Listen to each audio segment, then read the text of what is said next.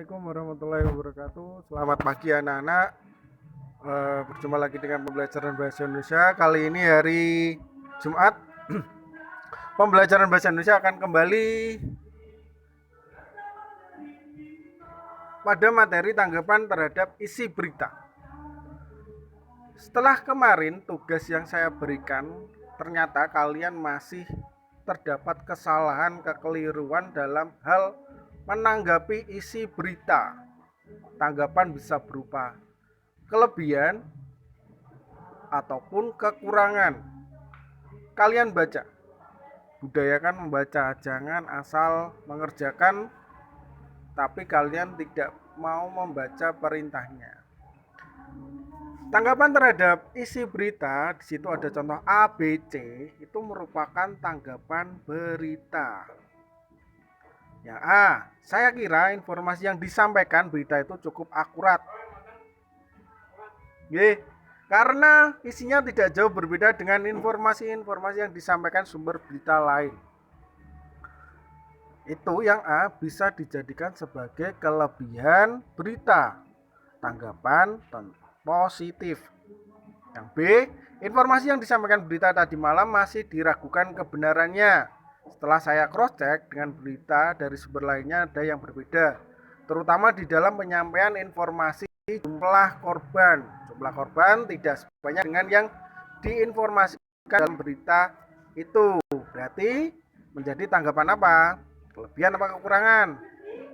Jawabannya adalah tanggapan kekurangan. Ya, betul.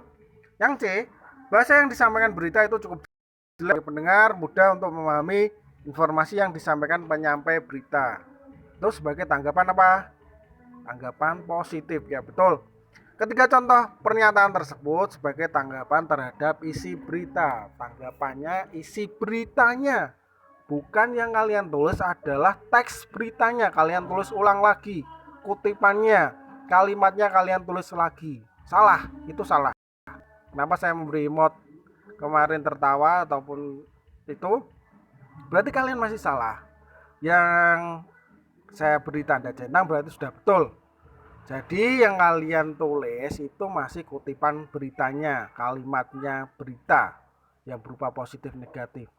Yang dimaksud di sini adalah tanggapannya.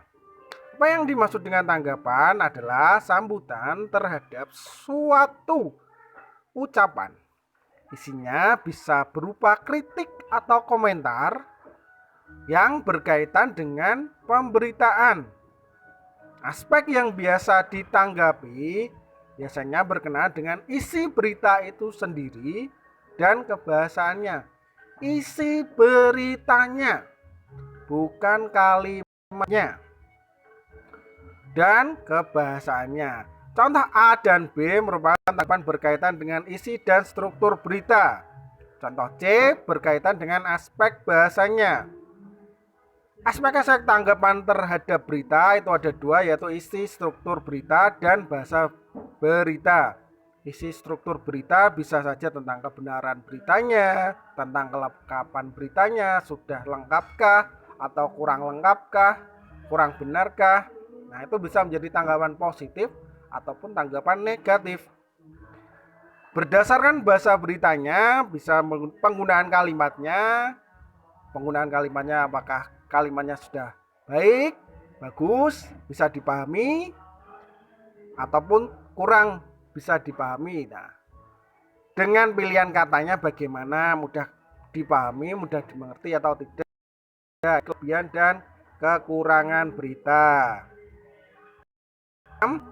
Kegiatan 15 itu juga merupakan contoh tanggapan-tanggapan. Contoh nomor 4, saya kira berita itu tidak pantas disimak oleh kalangan anak-anak karena banyak ungkapan kasar dan vulgar. Itu merupakan tanggapan apa? Tanggapan kekurangan berita. Berdasarkan apa? Berdasarkan bahasanya, karena terdapat ungkapan kasar dan vulgar. Tapi kalian cukup mengerjakan kekurangan beritanya apa? Kekurangan dari berita tersebut saja, tidak usah kalian sampaikan isi ataupun kebahasaannya. Yang penting kalian bisa menanggapi kelebihan dan kekurangannya.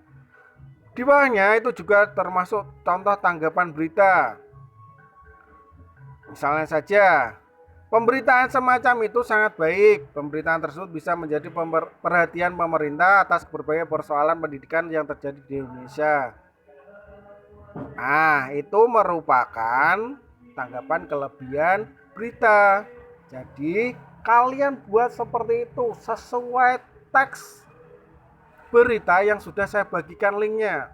Jadi, satu siswa mengerjakan 2 sesuai nama. Kalian perbaiki, dibetulkan. Tanggapan kalian masih semua, kebanyakan masih salah.